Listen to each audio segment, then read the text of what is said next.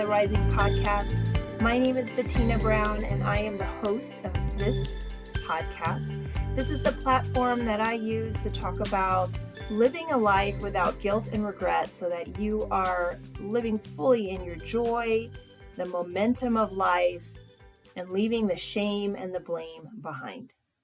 So if this is something that is of interest to you, I welcome you to leave a remark or leave a couple stars down as a review below. So thank you again for your time today, because all of our time is important. And today I wanted to really just hone in on the topic of self-confidence. And this is just something that kept popping up over the last week. And I decided, you know what, I will make another show about this. I've done one in the past where I talk about 5 ways to kind of really boost your self-confidence, but I want to delve a little bit deeper into what it is in the first place.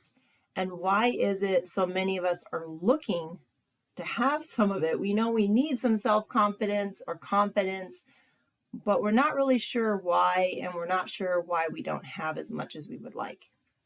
So we have to start first and foremost with, what is confidence? And I did my little Google search again, but there are a couple pieces to the definition that I really, really like that I never thought of before. So the general feeling is that self-confidence is a belief that someone can rely on someone or something. And there's a firm trust. It's also a feeling of self-assurance arising from one's appreciation of one's own abilities or qualities. And it's the state of feeling certain about the truth of something. And I really liked the idea that there is a firm trust. So in self-confidence, that we firmly trust our own capabilities. We trust our own ability to make a plan and to fulfill a role or to fulfill a task. So how is self-confidence then different from self-esteem? Well, self-esteem is more how you feel about yourself, which is primarily what I talk about in this podcast. But self-confidence is how you feel about your ability or capability to fulfill a role, with hopefully having some self-esteem. And there are typically some unknown or unwritten set of rules that involve confidence. When you look at someone, for example, you know if your coworker has confidence or not. You can know if one student is confident that they passed the exam and the other one is confident that they did not. There is just a different way that we carry our body. There's a different way we carry our mind, our state of mind. And that's really where confidence is. It's a state of mind. And if that's the case, well, how do we get to a state of mind where we feel confident? And this is particularly important, I think, when we've had episode after episode after episode in life where that confidence has been just taken.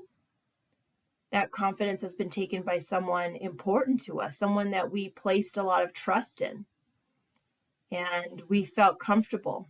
That's usually where we lose some of our confidence.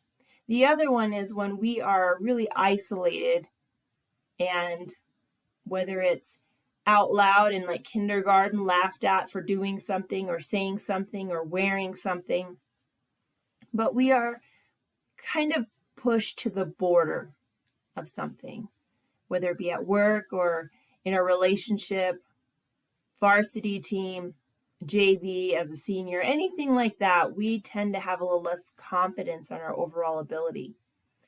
But there are ways that we can train ourselves and kind of mold ourselves to be more confident in everything we do.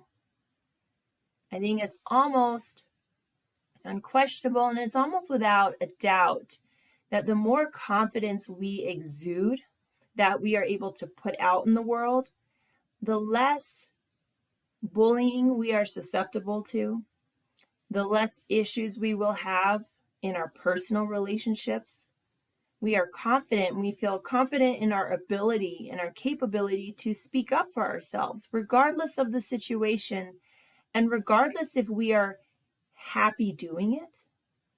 Have you ever had to be just very honest with someone?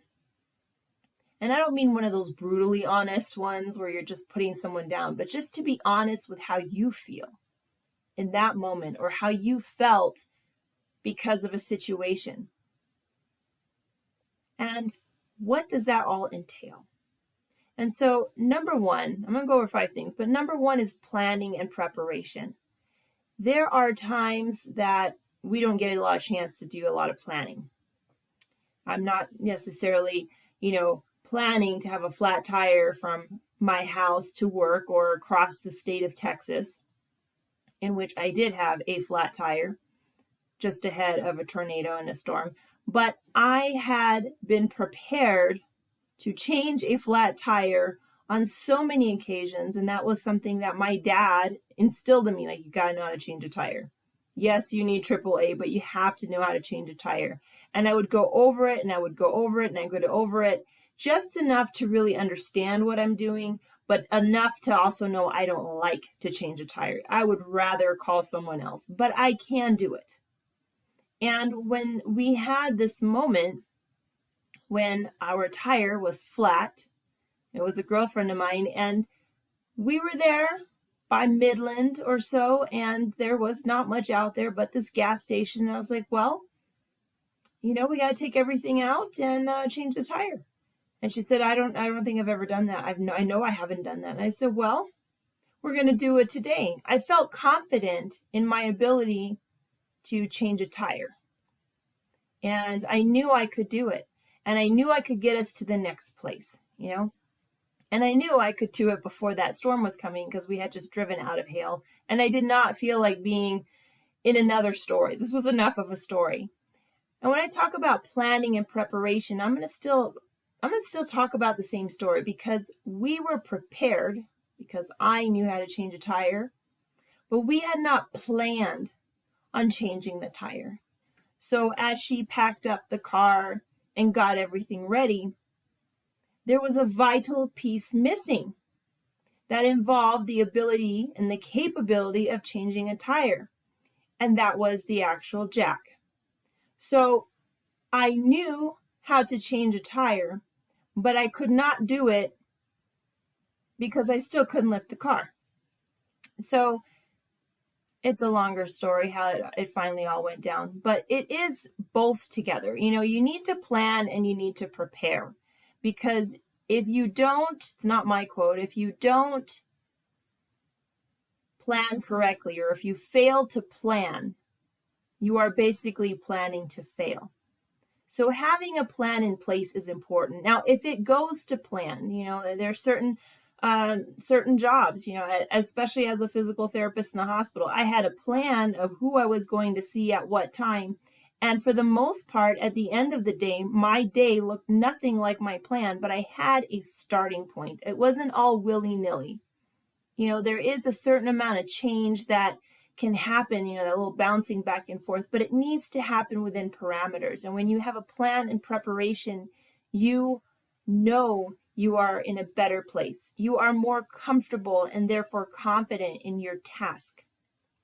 Plan it out. If you have an interview coming up, say it over and over again. Say it in the mirror. Say it with confidence. Say it with high tone. Say it with low tone. Get to the place where you have just said it so many times that you believe, because you've prepared, and you walk in there saying, I have given everything I can to get to this point. It is what it is. So planning and preparation are key. The second thing is learning, knowledge, and training. We have to learn. And a lot of us get old and we don't want to learn anymore. We're done learning, and especially, you go through life and you're just like, I put in all this time into learning my trade or learning, this education portion, and now I owe a lot of money. I'm tired of learning. But it is important to gain that knowledge. And gaining that knowledge requires having an open mind. It means you need to be able to be teachable to new systems and new procedures. And basically, this is where lifelong learning comes in, because this learning process is in all areas of your life. When it comes to learning a job, even if you get promoted, then you have something new to learn. You've never been there before. If you do a lateral change and you're in a new position with new responsibilities, you're learning again. What about if you have children? Every year they turn 1 year older, and it's almost like you start over, because this child has never been this age before, and you're not sure how to interact. Or, this child, the child A acted this way, child B is acting this way. It's constantly learning what to do, how to adapt. And training is so important. If we fail to adapt to training ourselves, to open ourselves, then we stunt our own growth. And anyone who's stunted or shortened does not tend to look a little more confident. I'm just saying on that one. And number 3 is find yourself a confidence role model. I've read a lot of books. I've read a lot of the books that Tony Robbins has suggested. I've read books that Gabby Bernstein has suggested. I've read, and it's the same thing, basically, over and over. Even my own book, I think there's a lot of the same stuff. It's just we mash it up and change it for a different audience, people who relate to us a little more. But the thing that keeps coming up is role model. I mentioned 2 people, Tony Robbins and Gabby Bernstein, and they are role models. But they are role models in self-confidence and self-esteem and a lot of other self-awareness, because they have planned, they've prepared themselves to learn, they've trained, they've gained their knowledge, and through that, they've actually gained some confidence in the way they speak, even the way they speak about their failures.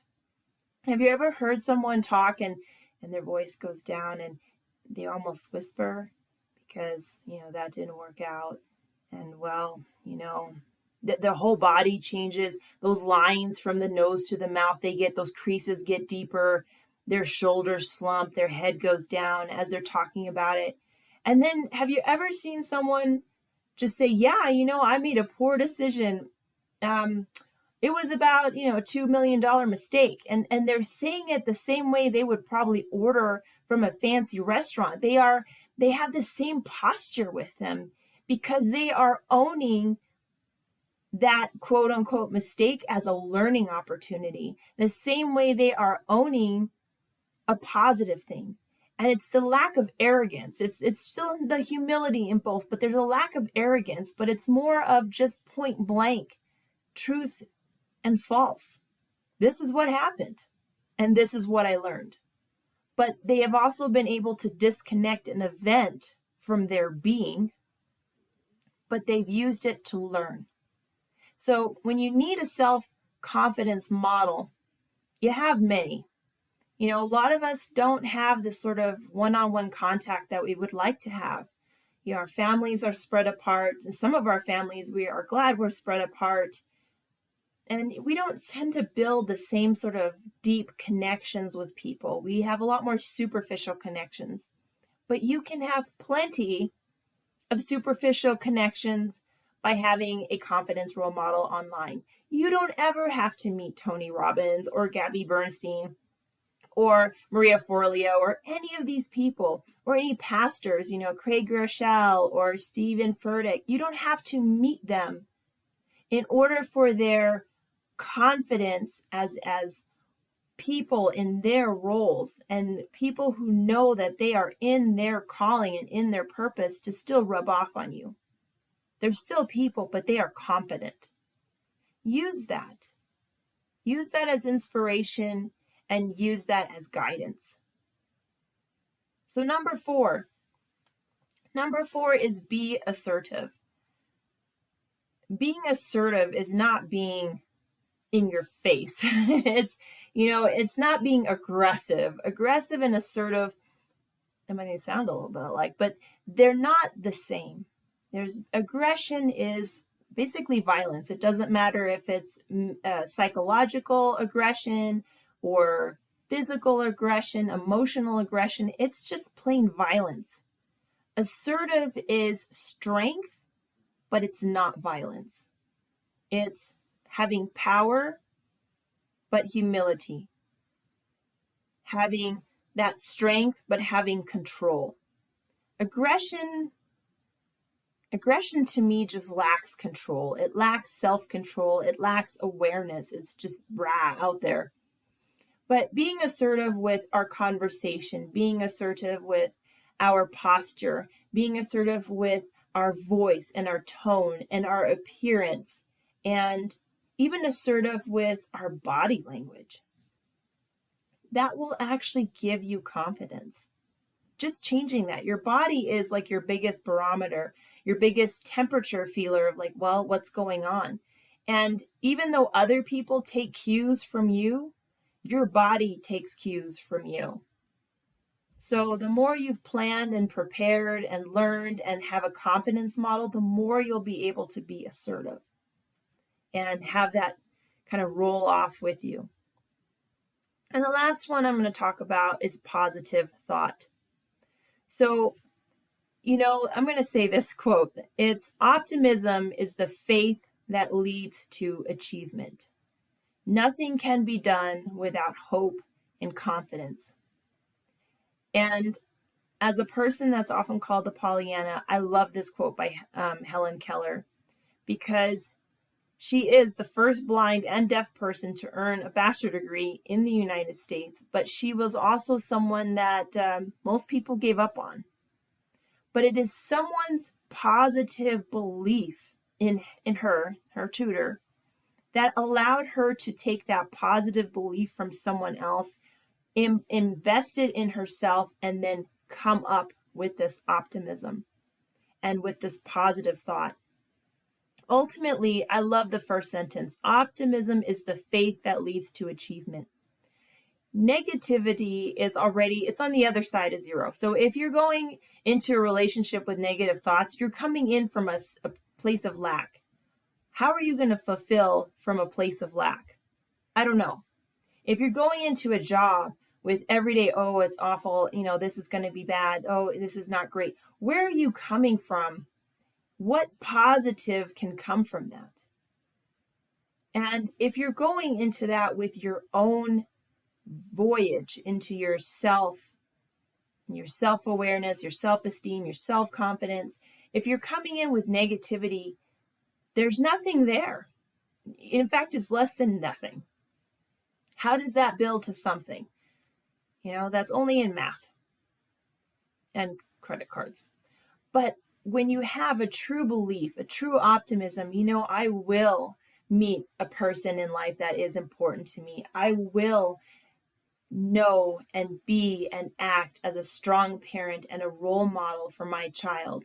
I will go into this meeting and present the best picture I can. I will have a good day today. You already set yourself up, and that is the mindset. You have to have some positive thoughts. And it's not just, it's a positive thought to say a positive thought. There has to be some energy behind it, because that is what we all are, is energy. Emotion is energy in motion. So if you're motioning the negative way, then the negative things that kind of come along happen. There is ultimately a way of looking at our circumstances that we have control over, not the circumstance. Because I hear this a lot from certain people that, especially growing up, the circumstance is bad, the circumstance is bad, the circumstance is bad, the situation's bad. But that doesn't mean that you have to stay and remain negative about that situation. You own your experience. You own it. So if you want to give up that power to someone else, that's on you. But you own that opportunity to view that situation for a positive way, or learning way, or something, a better way to plan. When you have instilled those 5 things of planning and preparation, put a jack in the car, learning, knowledge, finding a confidence role model, being assertive, and just having some positive thought, using that optimism for hope and for confidence, you will have a higher self-esteem and you will have a higher confidence. You will then build a firm trust in your capabilities and your qualities, and you will know and feel certain about the truth of that. So thank you guys again. I appreciate your time. This was a little bit longer than usual. So I will see you guys next Tuesday. Again, if you like this episode, share it with somebody, or go ahead and hit a couple little stars on the review. I appreciate that so much. I will see you guys next Tuesday, and until then, let's build one another